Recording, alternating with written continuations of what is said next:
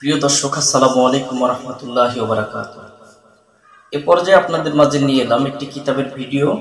আজকের ভিডিওতে আপনাদেরকে দেখাতে যাচ্ছি ভারত ও বাংলাদেশের আলোড়ন সৃষ্টিকারী গ্রন্থ আদি ও আসল লজ্জাতুন্নেসা তাবিজের কিতাব। সর্বমনস্কামনা পূরণের পুস্তক মাওলানা নকিবউদ্দিন ফকিরের লেখা আসাম লাইব্রেরি। দর্শক, আপনারা যদি কিতাবটা শুরু থেকে শেষ পর্যন্ত দেখেন তাহলে অরিজিনাল কিতাবটা আপনারা এরকম পেয়ে যাবেন, যেটা বাংলাদেশের 64 জেলায় আমরা ক্যাশ অন ডেলিভারিতে কিতাবগুলো দিয়ে থাকি। কিতাব সংগ্রহ করতে আমাদের স্ক্রিনে দেখানো নাম্বারে যোগাযোগ করে আপনারা আমাদের কাছ থেকে কিতাব সংগ্রহ করতে পারবেন। কিতাবটা যদি আপনারা দেখেন শুরু থেকে শেষ পর্যন্ত এরকম পেয়ে যাবেন 3 খণ্ড একত্রিত। মাওলানা নকিবউদ্দিন ফকিরের আসাম লাইব্রেরি, রাসবিহারী রোড, ধুবড়ী, আসাম, ভারতের এই কিতাবটা 1830 সাল প্রকাশ, সাল 1830। আপনারা দেখেন 1830 সাল এবং মূল্য 2000 রুপি। 3 খণ্ড কিতাব, 936 পৃষ্ঠার।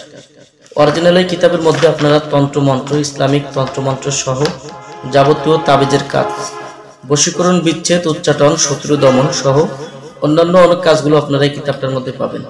এক কথায় কবিরাজি জগতের যাবতীয় কাজ আপনারা এই 3 খণ্ড কিতাবের মধ্যে সুন্দরভাবে, ক্লিয়ারভাবে, স্পষ্ট অরিজিনাল এই কিতাবটার মধ্যে পেয়ে যাবেন। কিতাবটা যারা সংগ্রহ করবেন আমাদের স্ক্রিনে দেখানো নাম্বারে যোগাযোগ করে আপনি ঘরে বসে কিতাব অর্ডার করতে পারবেন। আমরা আপনাদের ঠিকানায় কিতাব পাঠিয়ে দেব। কিতাব হাতে পেয়ে টাকা পরিশোধ করবেন, এই সুবিধা আমাদের কাছে পেয়ে যাবেন। আমাদের থেকে কিতাব সংগ্রহ করতে আপনার নাম, ঠিকানা, ফোন নাম্বার দিতে হবে। প্রথমে 200 টাকা দিতে হবে এবং কিতাব হাতে পাওয়ার পরে কিতাবের বাকি মূল্য আপনারা পরিশোধ করবেন, এই সুবিধা আমাদের কাছে রয়েছে। কিতাবটার মূল্য 2000 টাকা। যারা সংগ্রহ করবেন অবশ্যই আমাদের স্ক্রিনে দেখানো নাম্বারে যোগাযোগ করবেন। তো এই ছিল এখনকার মতো ভিডিও। আগামীতে আপনাদের জন্য আবার নতুন কোনো কিতাবের ভিডিও নিয়ে হাজির হব। সেই পর্যন্ত আমাদের সঙ্গেই থাকুন। আর আমাদের চ্যানেলে যদি আপনি এখনো পর্যন্ত নতুন দর্শক হয়ে থাকেন অবশ্যই আমাদের চ্যানেলটা সাবস্ক্রাইব করে রাখবেন এবং পাশে থাকা বেল আইকন বাটনটি বাজিয়ে রাখবেন।